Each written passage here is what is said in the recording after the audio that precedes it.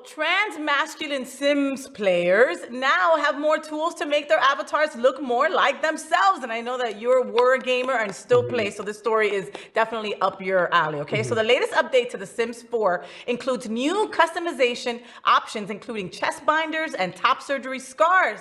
As per the official website of the game's developer, quote, all players can find a body scars category with an option for teen and older male Sims, masculine or feminine frame, to add a top surgery scar to their Sims, end quote. The update also includes options to add medical wearables like hearing aids and glucose monitors, giving players with hearing loss and diabetes more visibility in the game also.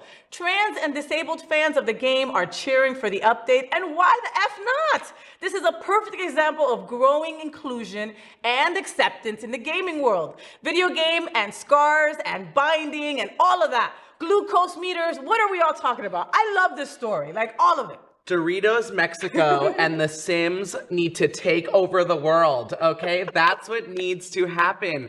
I think this is absolute perfection on every front. I think not only does it make gamers who are often a shy personality type, who often escape into games and virtual reality. It was me for a second when I was discovering myself, but and that makes sense. You know, I was addicted to when we had dial-up, you know, like, and it was a desktop and all of that stuff, you know. But I played The Sims religiously, and I would sort of like build my fantasy life in The Sims.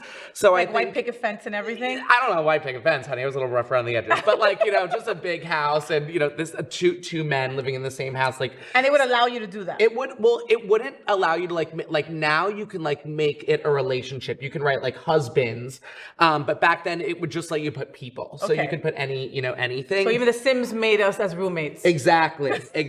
But I think it's good on the front too that if like maybe it could teach parents of gamers a little bit too, if they see all of that on the screen, and it just kind of normalizes it, just as it should be. Yes. Right? So it's like maybe there's more to take away than just absolutely the gamer feels so comfortable, but hopefully the parent can see that, if the Sims are doing it in this universal game, then I should be fine. It's gotta be okay, right. You know? And we have to remember, and gaming companies and all that have to remember that inclusivity is just not black, white, male, female. Right. It's really not. There's a lot more to it.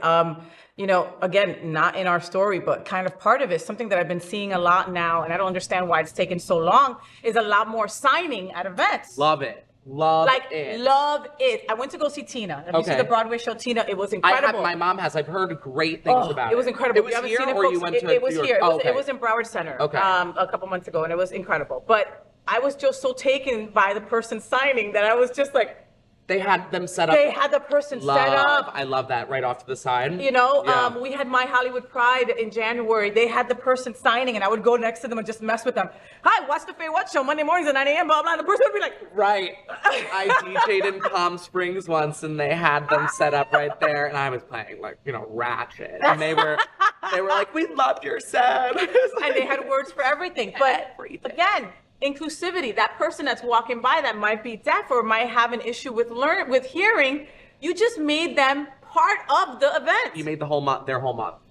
I mean, they're going to remember that when they go. I mean, absolutely. That's inclusivity. So Sims, I love that. And you know, it's like to think downright to the scars, okay? Not everybody, we all have scars. Some you can see and some you can't, right? Yeah. But when it comes to a trans man and them getting a mastectomy to get rid of their breasts, they have these scars, and for many, it's like, it's pride. It's pride. I went through this. I am now the man who I always felt I was. I am being my true, authentic self. I'm wearing these scars with pride, and now a gamer can do that to their avatar. Like, how dope is that? My cousin Taylor is female to male, and he wears his scars with pride. And when I tell you, he was so excited to unveil them for the first time. I love that. I'm gonna get goosebumps again. It made me feel really good. So that's why I love this article. I love The Sims. I love seeing it. Shout out to Taylor. I know you're watching. I know you're watching. Your baby. scars are sexy, bitch. Yes, they sure are. So, did you enjoy the show? I know you did, so make sure to click subscribe so you won't miss any of the events, news, or interviews right here on the Faye What Show. Ring the bell at the bottom of the screen, right there, so you'll be alerted every time we're live. You can also click on the Happening Out Television Network logo, so you can see all of the shows on the most diverse LGBTQ+ media network. Find out just what we're doing to bring the L and the G together right here on the Faye What Show. Get the week started with me.